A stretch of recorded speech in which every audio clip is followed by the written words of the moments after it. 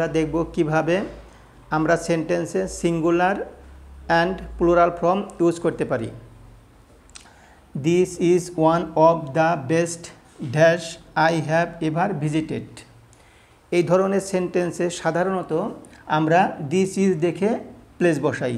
যদি আমরা এখানে প্লেস বসাই তাহলে সেন্টেন্সটার মিনিংটা রং হবে। কেন? আপনাকে কনসেপ্টটা বুঝতে হবে। This is one of the best, এটার অর্থ হচ্ছে অনেকগুলোর মধ্যে একটি। এভাবেও আমরা বলতে পারি, অথবা বলতে পারি one of the best.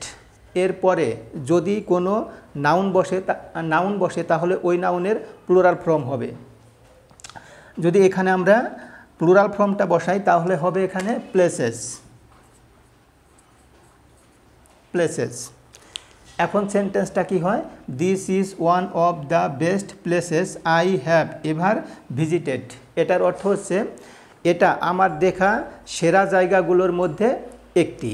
Thank you so much all for having me here. আসসালামু আলাইকুম।